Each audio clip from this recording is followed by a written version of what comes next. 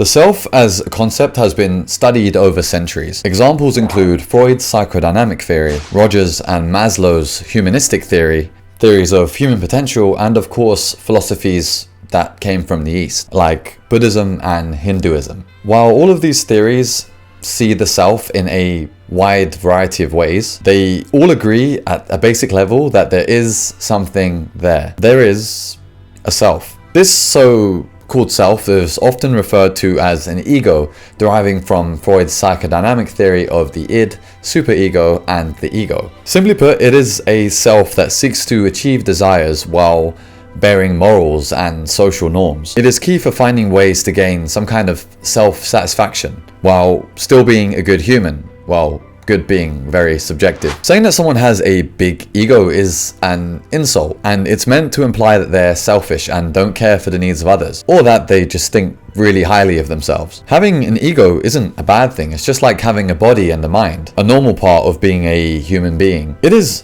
necessary for us to solve problems, to make decisions, as well as our conscious awareness. In that case then, is it possible for our egos to die? Can they die before we physically do? The answer is yes. Like the ego itself, the term ego death has a range of perspectives and definitions. Generally, it can be described as a disruption from sense of self, a transformational experience in which one transcends their identity and egoic boundaries. This may lead to an overall feeling of connectedness with all of existence and a sense of oneness. Despite its name, it's typically a good thing, and those who experience it usually go through some kind of spiritual awakening or personal growth. However, nothing like this can come without a cost, and often people describe some intense feelings of distress before the benefits. An individual can go through fear, anxiety, and existential confusion and feel like they're out of control of their own mind, and it has been known to make deep-seated traumas come to the surface. All of this can potentially be an experience from hell. An experience like this can be induced by things like psychedelics, meditative practices, and near-death experiences. On this point, how could such a spiritual phenomenon be portrayed in anime, specifically in a 90s anime? Well, the anime Yu Yu Hakusho is what I'm talking about. Today we'll talk about Yusuke's experience in the cave and how it's a metaphor for ego death. In Yu Yu Hakusho, Yusuke isn't long from fighting the baddest opponent he's ever faced, being Toguro. In order to prepare him for that fight, Genkai takes Yusuke for his final test, the final training under her. But before that, let's briefly go and talk about Yusuke as a character. Yusuke is tough because he has had to grow up with a neglectful single mother and lacked any kind of other support system growing up, apart from his childhood friend Keiko. Nice uniform. It's lacy. Huh? As a result, Yusuke believed deep down that he was doomed to always disappoint people, so putting his full heart into anything was pointless, as he was afraid that things wouldn't work out.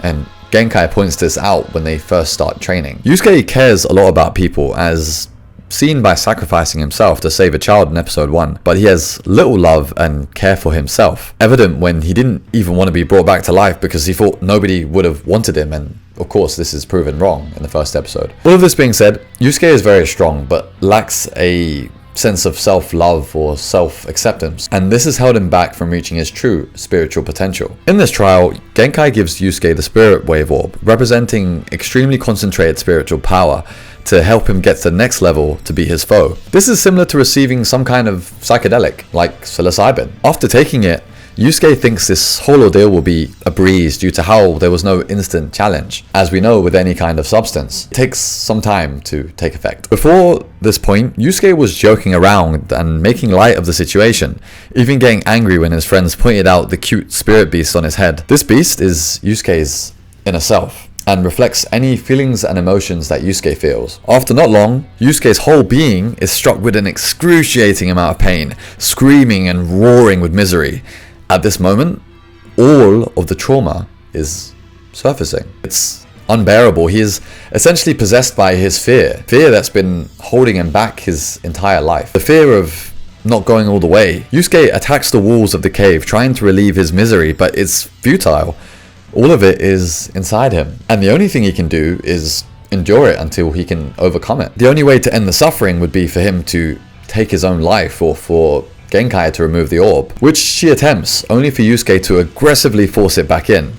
He understood that there was no other way. He had to accept all of this pain in full. The pain he felt was something dying. It was his ego, the self that he was attached to. Experiencing ego death, as mentioned earlier, can be a horrible experience. It could be one of the worst mental trials you go through, just as Yusuke did. This is because the ego is strong enough and won't go down without a fight. It's deeply rooted within the self. By Yusuke retaking that pain, it was clear he would survive, as it proved there was something beyond the ego, beyond himself. David Goggins once said, "Many dreams die while suffering," and this makes so much sense because it is undeniable proof of where your mind is. How badly you want something can be measured by how much you can endure and overcome. After fighting for hours, Yusuke lies there on the cave floor. No life, seeming on the brink of death.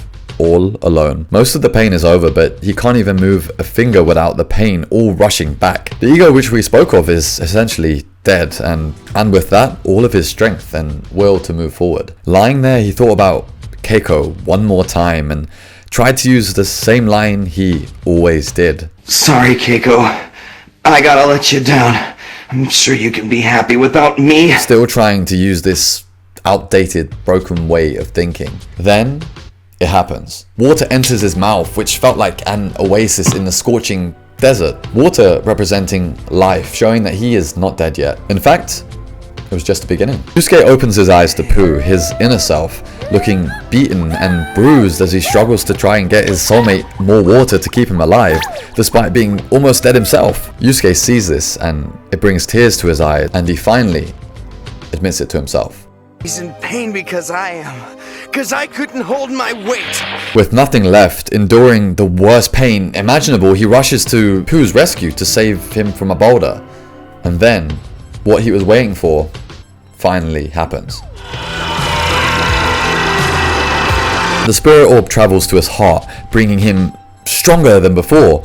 With a mighty roar, he absolutely obliterates the boulder, saving his inner self. This scene is extremely powerful and emotional, as Yusuke's realization and metaphorical rescue of his inner self from the depths of darkness was the last step of his trial. At this time, his body and mind were split. He was responsible for helping himself. Only by experiencing this awakening was he able to get over his trauma and unlock a new power to defeat Toguro. After going through ego death, many experience a new perspective, generally one of joy and appreciation for life. This is prevalent across a lot of scientific studies and, of course, people's anecdotal stories. From my personal experience, I experienced some kind of ego death recently after having my own trip. Like Yusuke, I took it lightly, but it ended up being one of the most hellish experiences of my entire life, and where I would have done anything for it to be over, literally anything. Luckily though,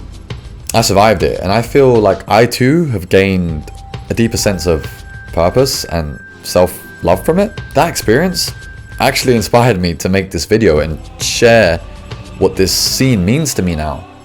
And it means a lot, because I really love Yu Yu Hakusho, and it just means more now, you know? But yeah, anyway, I hope you enjoyed the video, and stay safe. If you are going to do this stuff, make sure you kind of know what you're doing, you're around a good person, and you're in a safe environment. But anyway, hope you guys enjoyed the video. I've been Sir Lance, and have a great day. Bye.